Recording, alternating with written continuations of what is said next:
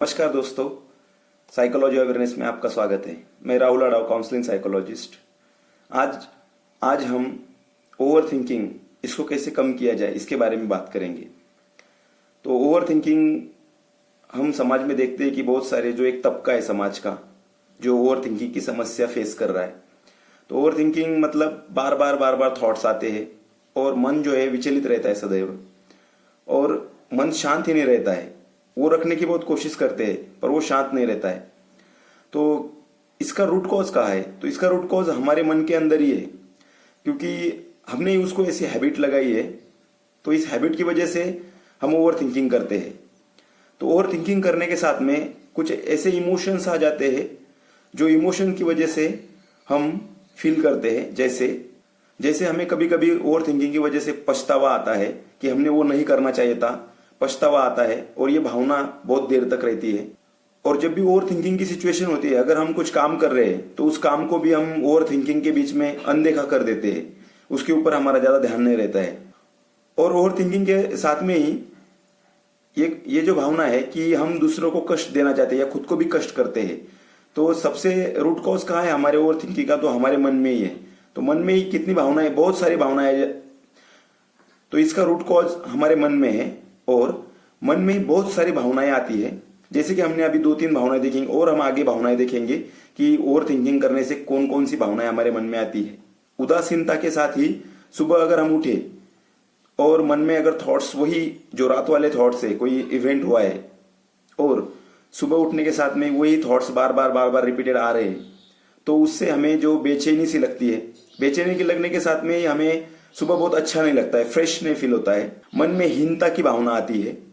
ऐसा लगता है कि मन हमारा खाली खाली हो रहा है, हमारे मन में उत्साह नहीं है और मन थोड़ा सा बेचैनी के साथ में एम्प्टीनेस फील करता है।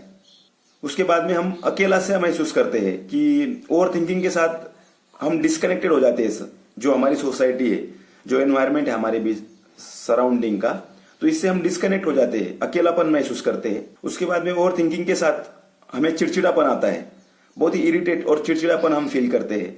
थोड़ी सी भी कुछ बात रही तो उस पर हम बहुत चिड़चिड़ करने लगते हैं। और चिड़चिड़ करने के साथ में भी आपका जो टेम्परामेंट है, आपका जो पीस है या माइंड का, वो डिस्टर्ब हो जाता है। बहुत बार ओवर थिंकिंग करने के साथ में डर भी आ जाता है। अगर कोई डर की भावना रहे, किसी के साथ कोई समस्या है, वो सॉल्व नहीं हो रही और उस पर हम बार बार सोचे ही जा रहे हैं बिना उसको सॉल्व किए, तो मन में डर भी तैयार हो जाता है। और डर के कारण हमें जो एंशियसनेस, एंजाइटी, नॉर्मल एंजाइटी भी हमें फील होती है, चिंता बहुत फील हो जाती है। बहुत बार हम जो चीजें हमें एक्सेप्ट करनी है, हम खुद को एक्सेप्ट ही नहीं करते, स्वीकार नहीं करते खुद का, हम कुछ कंडीशन लगा देते हैं। इसी वजह से भी ओवर थिंकिंग जो है होने की समस्या और बढ़ जाती है। क्योंकि अगर कोई इवेंट या कुछ ट्रिगर्स आपके मन में है ओवर थिंकिंग के, उसको आप एक्सेप्ट करके चलते हो तो वो जो है आपकी ओवर थिंकिंग कम कर सकता है। बट हम क्या करते हैं, उसको एक्सेप्ट ही नहीं करते। बहुत बार हम निराश, हताश और बहुत मायूस हो जाते हैं। हमारा खुद के ऊपर से जो संयम है वो भी छूटने लगता है। और छूटने के साथ में हम देखते हैं कि जो हमारा मन है स्टेबल न रहने की वजह से हम कोई भी डिसीजन माइंडफुल नहीं ले सकते। और साउंड माइंड, हमारा जो माइंड है वो काम नहीं करता है। तो ओवर थिंकिंग करने के साथ में हम ये भी देखते हैं कि हम परिवार में अगर बैठे तो खुद को अलग थलग पड़ा हुआ महसूस हम करते हैं। ओवर थिंकिंग की वजह से हम खुद को ही उलझन में डाल देते हैं। तो उलझन कौन सी होती है? सिर्फ थॉट्स की। और थॉट्स की वजह से जो इमेजिनेशन की उलझन है, हम बहुत ही इमेजिन करते रहते हैं ओवर थिंकिंग की वजह से। तो इसी उलझन में हम फंस जाते हैं और एक उलझन का एक चक्र बन जाता है। और ओवर थिंकिंग की वजह से हमारी जो दूरदृष्टि है वो भी देखने में हम दूरदृष्टि का विचार नहीं कर सकते। और बहुत बार हम ऐसा भी देखते कि बहुत ज्यादा ओवर थिंकिंग रही, उससे बहुत चिंता भी बढ़ी है, एंशियसनेस आया है, तो हम तीव्र उग्र तरीके का हमारा बिहेवियर भी हमारे परिवार के लोगों को दिखता है और वो हमें नोटिस करके हमें बता दे भी है, पर हम एक्सेप्ट ही नहीं करते। ओवर थिंकिंग की वजह से हमारे मन में जो होप है, आशा है, वो भी कम हो जाती है। कम होने के साथ में जो भी काम हमें करना है, आज करना है, तो हम वो करने के और कदम बढ़ाते ही नहीं है। थोड़ा बहुत ही सोचने में ज्यादा टाइम लगाते हैं। तो इसकी वजह से हमें वो काम करने के लिए टाइम भी कम मिलता है और वो काम टाइम पे कंप्लीट नहीं होने की वजह से भी और असुरक्षितता की भावना हमारे मन में आती है। तो इतने सारे इमोशंस हमने देखे। तो अभी हम इस पे सॉल्यूशन क्या है? तो सॉल्यूशन पे हम जाने से पहले आप सबको पता है कि आप सबने देखा भी है कि अभी बारिश के दिन चल रहे हैं।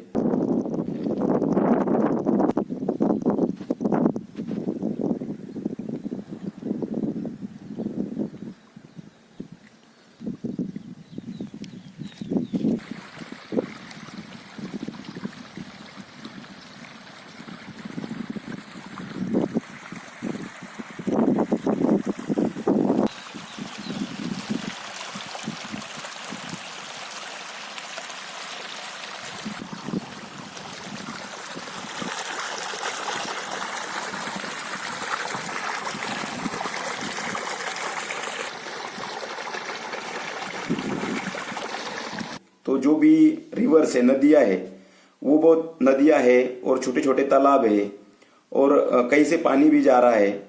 तो आप देखते हैं कि जब भी बारिश जोर से होती है तो बारिश जोर से होने के साथ में उस बहाव के साथ, पानी के बहाव के साथ बहुत सारी मिट्टी आ जाती है।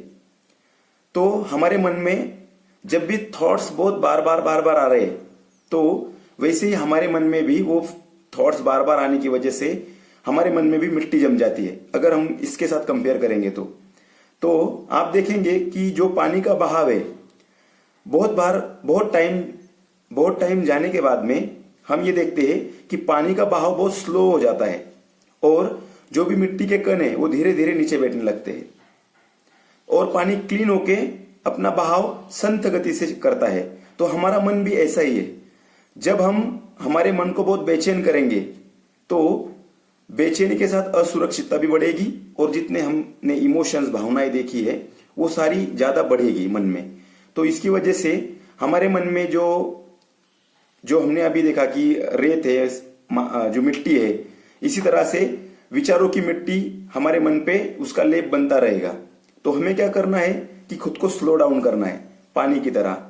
पानी ने अपने आप को, जैसे हमने देखा कि पानी का बहाव पहले तेज था पर धीरे धीरे पानी का बहाव शांत हो गया और पानी पूरा क्लीन हो गया।